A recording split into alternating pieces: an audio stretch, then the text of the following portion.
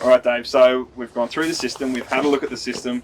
We've done some run tests on it. We've had a look at running the aircon off the battery system. One thing, I guess, as Suncoast Caravan Service, it's not spoken about very often, but we should really talk about it, is do we need to service our battery system? And look, we do it, so I know the answer, but I guess I want to hear it from the, the ultimate legend of battery systems. Yes, what absolutely. No system is sound forever. Yeah. And if people think it is, they're riding a gauntlet of they must be a heck of a gambler, I can say that, because I wouldn't do it. No. Things can go wrong, and pretty well most of those things that can go wrong will be caught in an annual service. Yeah. So it's just as important as a part of your normal routine. I'm sure you guys provide a service where you do wheel bearings, brakes, and bearings, suspension, God knows what else, right? Yep, gas checks. A part of that process needs to be check the power system over. Yeah. And there's particular components of the power system that are most relevant. Yep. We can go through those if you like. Let's do it. Well, initially, the first thing that always stands out is connections. Enerdrive, it's no secret, Enerdrive has one heck of a support team. And I can assure you, most of the inquiries we get, not all, but a lot, could be avoided by an annual service, because 9 times out of 10, if a system was always functional and always working perfectly, and miraculously now it's not working the way it should, it tends to be a connection. Yes. These things endure a lot of vibration. We take 100%. Them to some horrible places. Yeah, well, that's why we buy it. That's why we buy them, right? And that's why we put it, and just like you check the tension on the wheel nuts, you need to check the tension on the nuts within the power system as well. Yep. Yeah, so that's the first real big standout. Yeah. But the other thing, of course, that people often don't think about is the solar panels on the roof.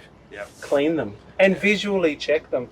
Not everyone can get on the roof, but it needs to be checked, because it's amazing how often you get up on the roof and find that you've got a broken solar panel. Yeah, because rocks get flung from every which angle. Yeah, so my wife is an absolute Nazi. I love her, but she's an absolute Nazi when it comes to cleaning solar panels. And it's amazing. Like, we did a trip. We hit some pretty corrugated roads with some dirt. Got up there, and the solar panels just had this film across the top of them. You may as well have a blanket over them. Exactly right. And it went inside, had a look at the charge coming in. It was like almost nothing. Cleaned them, and it just went bang straight away. That much extra. It was crazy. So remember, that is so important. Solar panels work by filtering light. So sometimes visually, you look at the panel and you'll think it's not too bad. Yeah.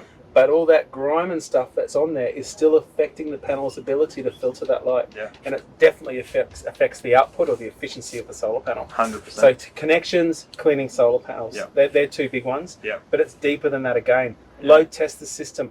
Check that it works the way it's designed to work. Yep. It's amazing how often people have large inverters in their build and rarely use it, but the day they go to use it, they then learn of a problem. Correct. And that's a problem, once again, that could have been avoided if the system was load tested as part of its annual service program.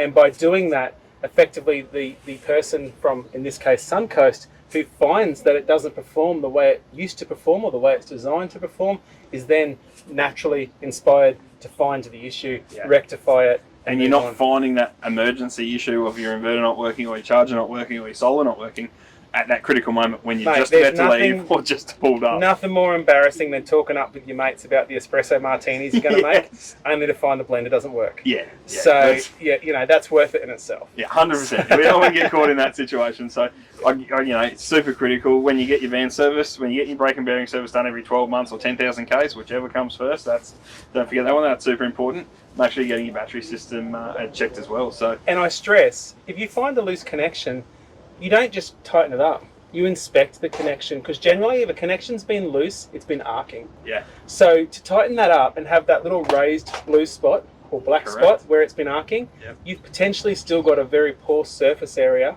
in that connection. Hence, you potentially, even though you've tightened it, you haven't fixed the issue. Yeah, you might have weakened the system, or the earth, or whatever it was. Exactly. You've compromised so it it's ever a so job slightly. for a professional. Yeah. It needs to be someone who understands power, who understands these systems. 100%. Yeah. All right, guys. There's a few tech tips about servicing your system and make sure it's running at tip-top condition all the time. Cheers.